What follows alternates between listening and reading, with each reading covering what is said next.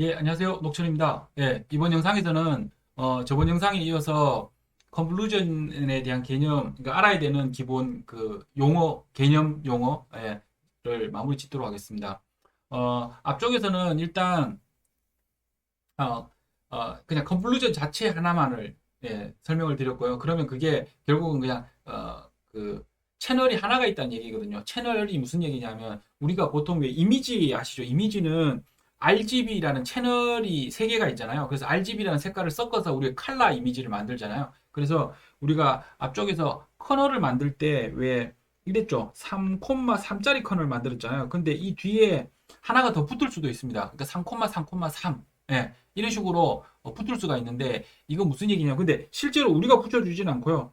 예, 텐서플로우가 알아서 하는 부분이긴 하지만 어쨌든 그 댄스를 사용할 경우, 텐서플로우가 제공하는 그 레이어를 사용할 경우에는 그런데 이 개념을 일단은 내부적으로 어떻게 동작하고 있는지, 그러니까 지금 학습이 어떻게 이루어지는지, 그리고 그 개수를 맞춰야 된다 그랬잖아요. 그 개수를 알기 위해서 최종적으로 나오는 개수를 알기 위해서 한번 보도록 하겠습니다. 그래서 이게 칼라 이미지라고 생각하고 3개짜리 채널 이미지라고 생각하면 이미지가 이렇게 3개가 있는 겁니다. 색깔이 다른 색깔이. 그죠? 그럼 채널이 3개가 있으면 우리가 3x3짜리 커널을 이렇게 집어넣으면 어떻게 되느냐면 이 필터가 3개가 이렇게 생긴다고 보시면 됩니다. 필터가 3개가 생기고 그 다음에 이 필터가 제가 이제 뒤에 뭐 때문에 헷갈리시느냐면 필터는 3개가 생기는데 우리가 또 필터 개수를 집어넣어줘요. 그거랑 지금 이 필터 3개랑 어떻게 되는지가 헷갈려요. 무슨 얘기냐면 실제로는 3,3하고 우리가 입력해 줄 때는 이 앞에 개수를 하나 집어넣어 줍니다.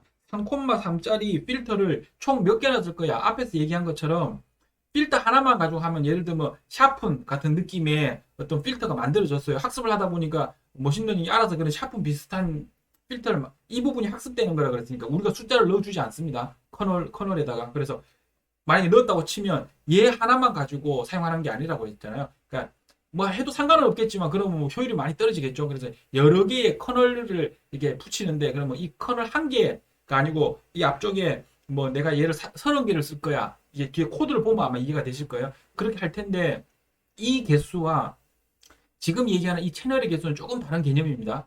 어쨌든 그러면 지금 어떻게 생각하셔야 되냐면 커널 3,3짜리 커널 하나 넣었고 그 커널을 한 개만 쓴다라고 생각했을 때 그럼 어떻게 동작하느냐를 보자라는 겁니다. 그러면 채널이 3개가 있고 그 다음에 채널이 1, 2, 3. 그럼 이러면 칼라가 한 개고 나는 커널을 한 개만 집어넣어줘도 필터는 3개가 생깁니다. 왜냐하면 채널이 3개이기 때문에 칼라일 경우에 그렇습니다. 칼라일 경우에 3개가 생기고 각각 필터마다 이렇게 다 요 커널 이미지는 자동으로 다 다르게 들어가고요. 다 다르게 들어가서 여기 보면 컨클루전 리절트는 4에 3에 스트라이드 1 한 것 같으네요. 그죠? 그래서 2by 2짜리 이런 각각이 나오겠죠. 그럼 이 각각 나온 거를 다 합쳐버립니다.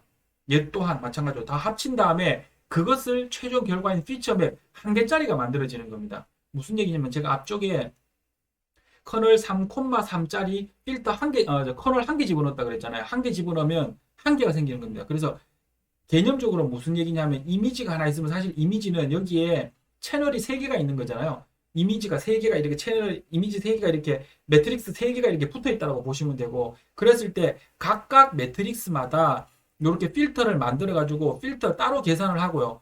그 다음에 요 계산된 거를 합친 다음에 하나를 만들어서 최종적으로 우리는 얘를 쓰는 겁니다. 얘를 쓰는 거라서 결국은 피처 맵은 한 개만 생기는 겁니다. 커널을 한 개 넣었기 때문에.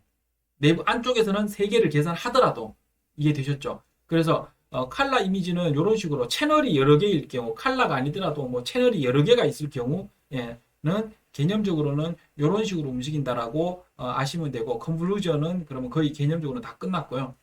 그다음 패딩이라는 개념이 있는데요. 이건 뭐냐면 아까 슬라이드를 시키면 원래 이미지에서 이렇게 이미지가 준다라는 거 아시겠죠? 이미지가 주는데 그리고 스트라이드를 시킬 때는 예를 들어 내가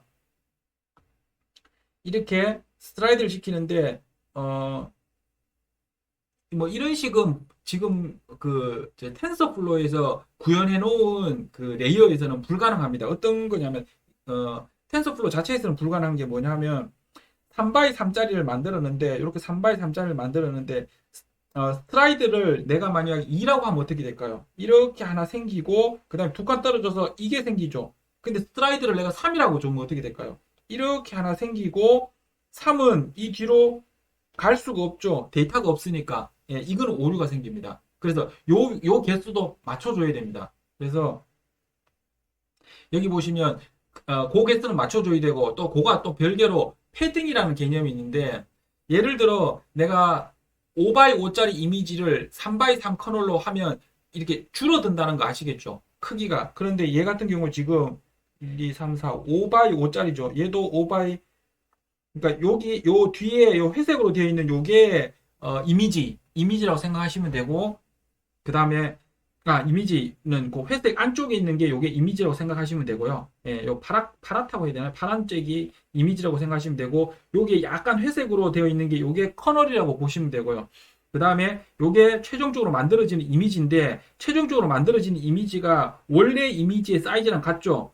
이게 1, 2, 3, 4, 5 5x5짜리고 얘도 1, 2, 3, 4, 5 5x5짜리잖아요. 최종 컨볼루션을 끝나도 원본의 이미지와 동일하게 만들 수가 있습니다.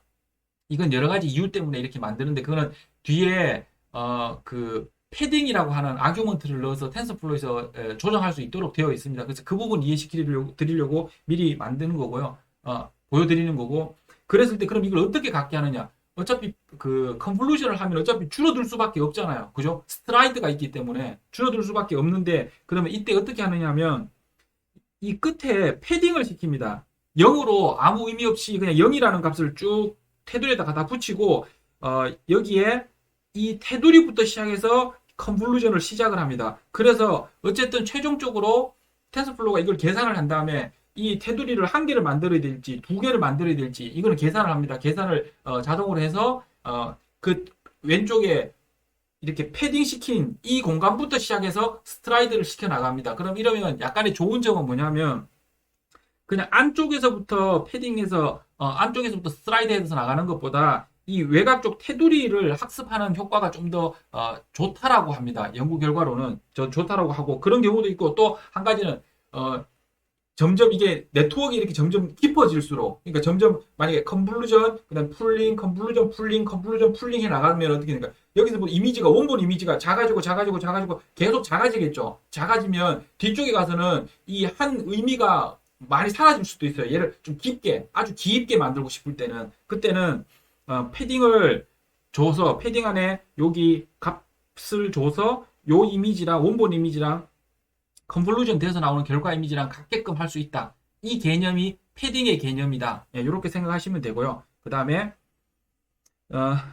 다일레이티드 컨볼루션이라는 게 있는데 이게 팽창 컨볼루션인데요.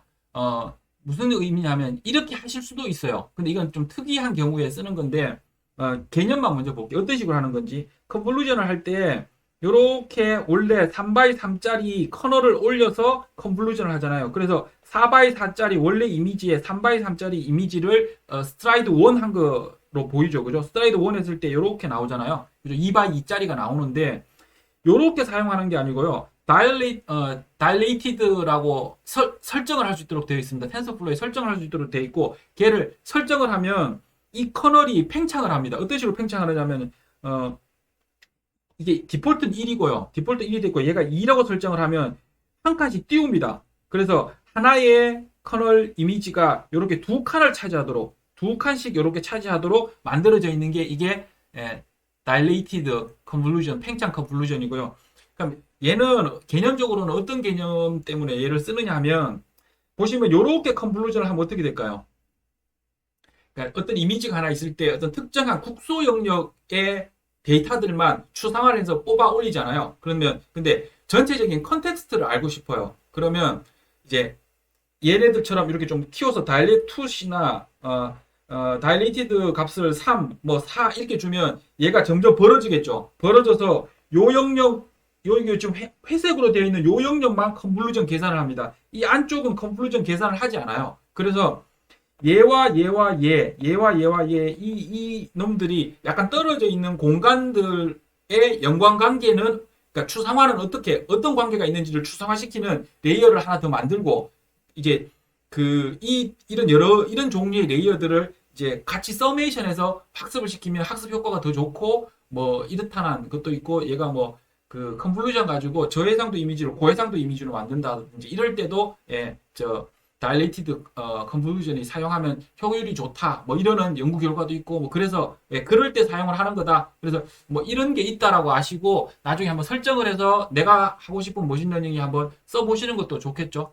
그래서 한 요 정도 하면 컨볼루션에서 쓰는 기본적인 그 개념은 다 이해가 되셨을 거라고 생각이 들고요. 코딩 할 때, 코드를 봤을 때 크게 이렇게 껄끄러운 부분이 없을 겁니다. 이 이후에는 코딩을 통해서 한번 또 설명을 드리도록 하겠습니다. 이번 영상 여기서 마치도록 하겠습니다.